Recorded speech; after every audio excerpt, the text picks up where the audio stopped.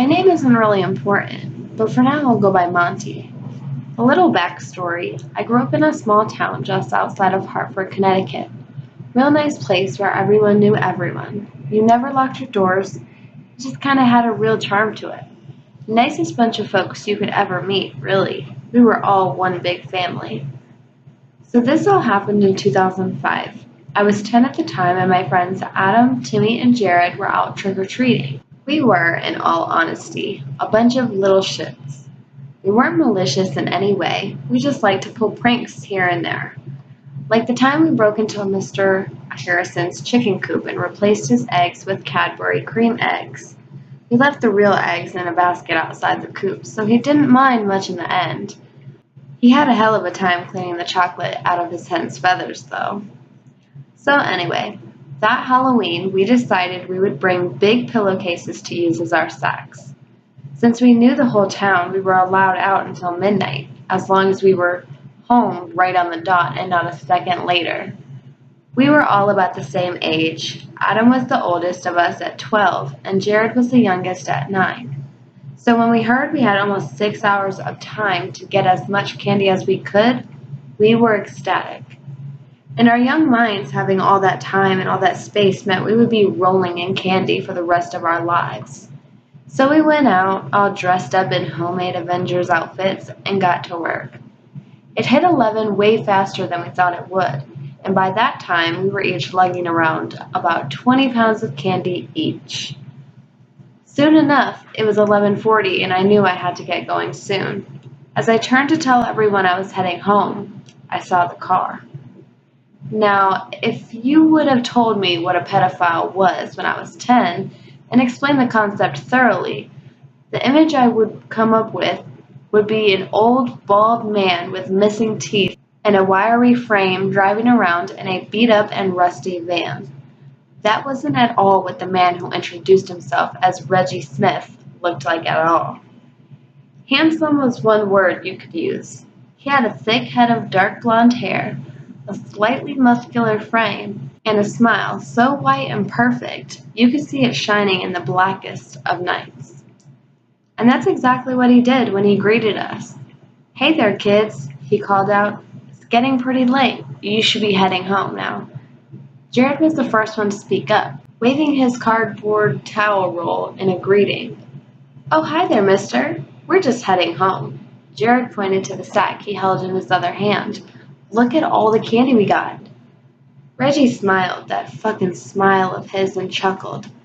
"That sure is a lot. Say, you kids want some more? I think I've got some. Ah, here they are." After rummaging around for a bit, he pulled 4 king-size Snickers bars from what I can only assume was a black medical bag he had sitting in his front passenger seat. Of course, all 4 of us rushed over and gladly took what we thought to be the holy grail of candy. Soon, Reggie had introduced himself and explained he had just moved in a few blocks down the road. Somehow, I picked up that something seemed off about him, to say the least. The first red flag came when he invited us back to his place. "I've got a bunch of candy bars just sitting in a bag on my porch if you want to come get some real quick," he had said. Now that set me off because not 5 minutes earlier he had been saying how we should be getting home. Being incredibly uncomfortable, I saw it was nearly 11:50 and took that as my cue to leave. "It's almost midnight, and I gotta get home. Sorry." Adam, Timmy, and Jared, Iron Man, the Hulk, and Thor all gave me a confused look. "Seriously?" Adam said, moving his mask out of the way to be heard clearly. "It's free candy, dude. And really, good candy, too." "Yeah," Timmy called out in agreement while pounding his Hulk fists together. "You can't seriously be passing this up." "Sorry, guys. My parents will ground me for a month if I don't get home soon. I'll see you guys later." My friends all gave out a sigh of disappointment and climbed in Reggie's car. That's when Reggie spoke up. "Leave him alone, kids. Besides, I only have room for 3 kids right now." That's when I remembered that creepy black doctor's bag in his passenger seat. I said my goodbyes and peaced the fuck out. Luckily, I made it home just in the nick of time, and my parents were only mildly annoyed. Soon after, my parents started checking my candy and asking how my night was. That's when I told them the truth about Mr. Smith. And that was when my parents' faces turned white as snow. And then my dad grabbed his car keys, and my mom started dialing the police. Soon, I knew everything about what was really going on, and I had to give the police a statement. Of course, knowing that I was nearly kidnapped and that my friends were gone, I was a complete wreck. Once the police got their information, they tried to console me and tell me it wasn't my fault in any way. And that was when I heard their radios go off. Car 3, suspect inbound to your location on foot. He appears to be armed and dangerous. Do you copy? This is Car 3, we copy. The officer looked me in the eyes and smiled. Don't worry, kid. We'll get this guy. He turned to his partner. Stevens, stay with the kid.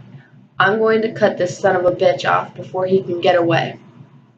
The other officer, Stevens, he was an absolute saint. When all this was going down, he did his damnedest to keep me calm. He stayed with us that night for security, and for that, I'm eternally thankful. The next morning, my dad came home exhausted and peeled off his dirty size 12s before crashing in his favorite chair. He and the other men of the neighborhood went out looking for Mr. Smith. They cornered him in one of the old abandoned manor houses, and he wound up shooting himself to avoid capture. That's the only consolation I get, knowing that if there's a hell, that fucker is rotting there. Now you're probably wondering what happened to Adam, Timmy, and Jared. Well, I'm pretty sure you could guess already, but yeah, they're all dead. Jared survived Mr. Smith, but 3 years later he put a 12-gauge slug through the roof of his mouth. The things he told me about that night, what he, Adam, and Timmy went through, they'll haunt me till the day I die. A couple of you more morbid fucks out there probably want some of the details, out of some dark curiosity. Well, I may as well tell you the worst thing Jared told me they went through before that fucking monster cut Adam and Timmy up like animals. Once he was done using them, he took out his little black bag and started experimenting. Did you know that the human heart can beat for a solid 3 or 5 minutes after being removed from the body? Now, not like you would see in the movies, but atrial and ventricular fibrillations continue for quite a bit after removal. Oh, you didn't? Of course you didn't, and neither did Adam, but he found out 30 minutes after meeting Mr. Smith. I bet you also didn't know that the lungs cannot function if they are exposed to open air. Or maybe you did, but Timmy sure as fuck didn't, and he definitely didn't deserve to go out like that. I'm 23 now, and after years of therapy and support, I have a beautiful wife and a child on the way. Once my little Teresa's born, I'm not going to let her out of my sight for a second, let alone let her go trick-or-treating. I refuse to let anything remotely like that happen to my little girl. So I'll just buy her a big bag of candy every year to keep her happy. There is one thing that continues to bother me, though.